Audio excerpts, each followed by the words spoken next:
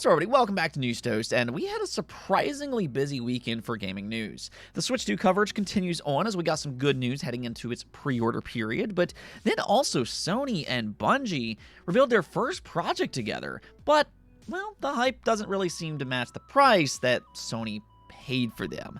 I think by this point there is a very real question and really a concern about if Sony maybe overpaid or just got downright scammed by Bungie's pitch to be acquired. First, though, I do want to thank my supporters on Patreon and on YouTube memberships. Thank you just so much for what you do, and you will receive this video through early access. Let's go and get right into things, though, starting off with Indiana Jones and the Great Circle. It's set to release for the PlayStation 5 here in just a few days on April 17th, which, by the way, I think it's a great game. Definitely one of the better games from last year. I think I actually had it ranked right around my number 3 or number 4 game on my Game of the Year list. So go check it out if you haven't already. Big recommendation from me. But right ahead of its launch, it was discovered that not all of its data is actually on the disc itself. Out of its total 125 gigabytes, only around 20 gigabytes is actually included on disk. Now, you might point out that the PS5 disc can only hold 100 gigabytes, which may have played into that decision, but we have seen other games come onto disc when needed, such as Final Fantasy VII Rebirth. So there are workarounds if a publisher really wants to ensure physical preservation or if they just want to satisfy their physical consumers. But, Xbox really is not one of those companies. They're really infamous for doing this type of stuff. They've been doing this for years with games like Halo Infinite, I believe Forza Horizon 5, and also for the Xbox version of, well, Indiana Jones. So they're really not a publisher that's going to go that extra mile to have everything on disc. But the reason that this is kind of making waves today is because of everything that's been happening with the Nintendo Switch 2. Ironically, one of the most controversial stories for the Switch 2 is its new labeled game keycards. But as people are kind of seeing here, this really isn't a new thing. It's sadly been happening for years. It's just that before Nintendo's game keycards, it wasn't always crystal clear which games were actually doing this. I mean, really, I'd say if anything, Nintendo's way of doing this, kind of shines a somewhat negative light on the publishers who don't go that extra mile. Now, speaking of Xbox, them and Activision are rumored to be reviving a dormant IP from the Xbox 360 golden era, and I think several of you all are really going to enjoy this if this turns out to be true. Now, this is still an if for the time being, but I've seen it pop up really various times in the comments with it being on somebody's wish list, and I'm talking about Prototype.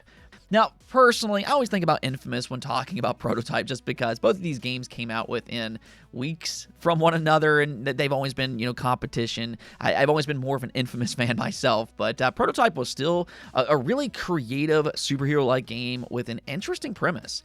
And well, it sounds like a potential Prototype 3 with Alex Mercer as the protagonist once again could actually happen. You can see written up here on Insider Gaming, they said a new Prototype game is reportedly in development, according to a user on Reddit by the name of Bigby. Insider Gaming reached out to Bigby regarding these claims and was told the following: "It was a YouGov survey which asked me to sign an NDA and confirm that I would not disclose the contents. It then confirmed a series of features that upcoming games would include and how popular this was with me, percentage-wise. It was not a playtest, but did specify that these features were already planned as part of upcoming games." So, I mean, yeah, the NDA didn't exactly work out all that much here. Again, if what this person says is actually true. But I genuinely hope it is. We really don't see many games like this anymore. I mean, yeah, there's some superhero games out there, but, I mean, personally, I really miss the days when we had original gaming hero IP rather than licensed games. Before Spider-Man took off and then all these other Marvel, games took over, we used to get games like Infamous and Prototype. And they were really good, creative superhero-like games. I miss that originality that the game industry used to have. So I'd like to see this happen. Especially, I'd say, with modern technology. I mean, they could really showcase some unique abilities with the power of modern-day consoles. Now, This is a bit of a side note, but I'd say this could also be a good sign for the Activision Xbox acquisition. Throughout the lengthy, very, very lengthy lawsuit period, this is the one aspect that I was really rooting for. If you followed the channel back then, I used to talk about it all the time. I was hoping with Xbox's leadership that they would diversify Activision beyond just being a Call of Duty machine. Game Pass benefits from a multitude of IP, and, well, Prototype would certainly help on that forefront.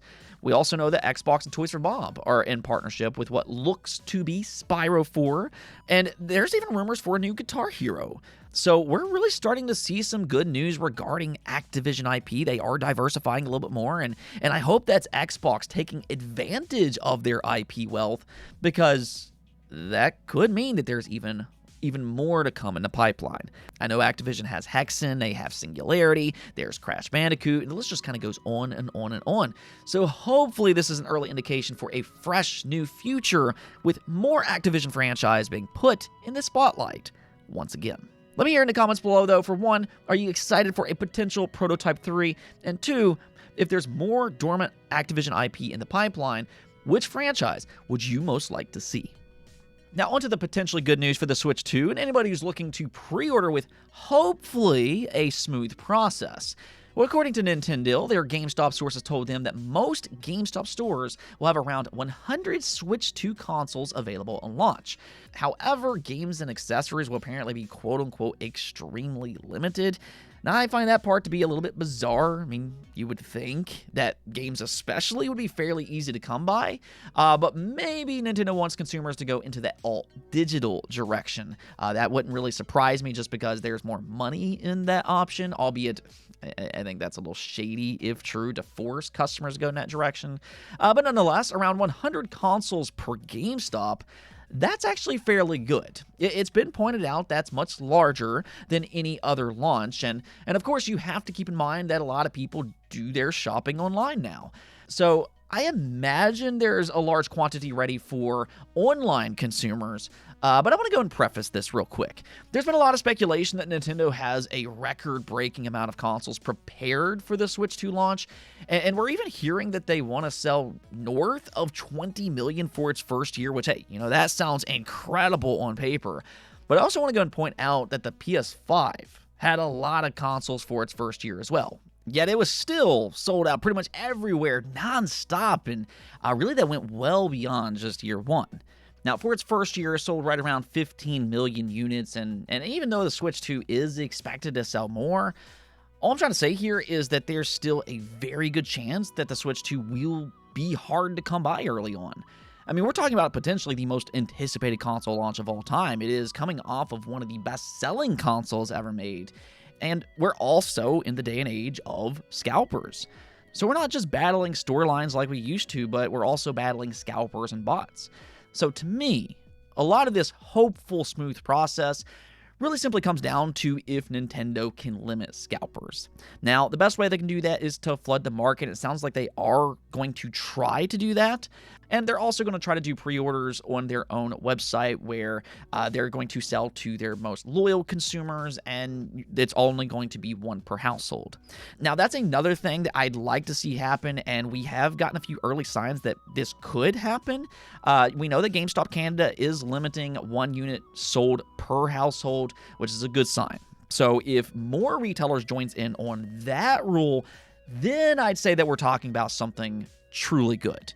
For the time being, though, I think this is a good early sign, but I'm still not 100% convinced that this is enough for me to say, yeah, the Switch 2 is going to be easy to come by.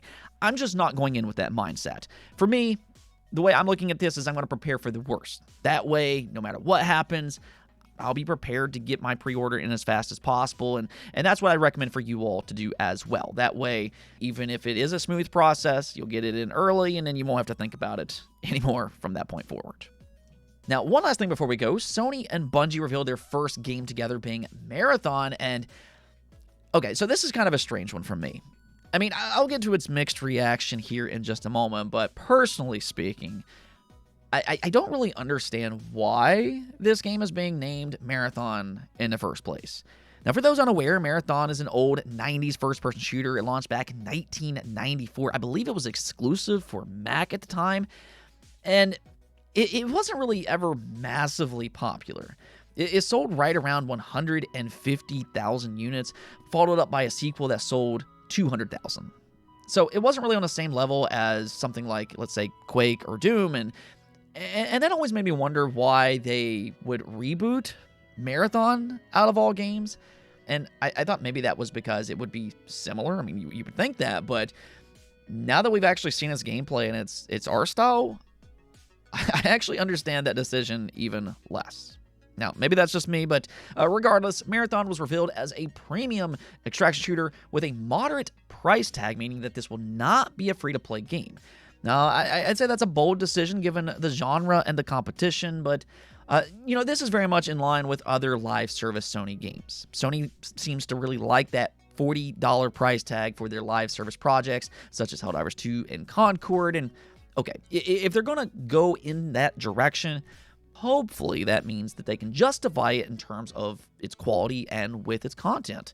However, if it's $40 and then also overloaded with microtransactions on top of that, well then yeah, I think gamers are going to be fairly upset, to put it mildly. I mean, we'll see how that shakes out as we get more information, and then just to kind of make matters worse, Marathon is also set to launch on the same day as the release of Borderlands 4, being September 23rd, and Borderlands has a much larger, established fan base than something like Marathon. Really, I'd say Marathon is just kind of selling on Bungie's name more so than the IP itself. What we do know here, though, is that it'll launch with just 3 maps. Now, that doesn't really seem like a lot, but again, let's just kind of wait and see the quality. That's going to be the number one most important thing. I think at the end of the day, though, the bigger problem for Marathon and for Bungie is that it's just not super impressive. I simply look at it and I think, yeah, it looks okay. And being simply okay usually isn't good enough for live service games. I mean, I could see myself having some fun in Marathon for a few days, but it's an extraction shooter. And this really is kind of a problem for this genre as a whole. It's kind of like the Battle Royale genre, but maybe even worse. Publishers and developers have convinced themselves that these type of games are cash cows, which is why I always call them mythical cash cows, because we've seen it time and time again. Their success rate is fairly low. So you can't simply push out an okay game. It has to be something that truly stands out from the competition. And again, when I look at Marathon, I just don't see it here, which is seemingly being echoed online. Its YouTube trailer currently has 19,000 likes and 15,000 dislikes. It also sits right around 770,000 views as of the time of this recording, which seems lower than I would expect for a new Bungie title. So there definitely seems to be some mixed reactions online. Now, that might change in the future, but like I said at the top of the video, I almost wonder what Sony thinks about all of this. I mean, Bungie was one of the biggest gaming acquisitions ever, costing them $3.6 billion. So they have high expectations for Bungie. This was supposed to be the future for them and their live service projects. They're even leading the decisions on some of those live service games. However, since they got acquired, it just feels like there's been one disappointment from them after another. I mean, I've said it before, but Herman Holst and Jim Ryan, for as much as they believe in the future of live service, they just don't seem to have an eye for them whatsoever. Look at what happened to Concord. Biggest flop of all time. Now, maybe Bungie will prove us all wrong when it eventually releases and, this will end up being a great game. But let me know what you all think in the comments below. Do you like what you're seeing from Marathon or not? Anyways, though, that's going to be it for this episode. But until next time, make sure to subscribe, ring that bell, and peace out.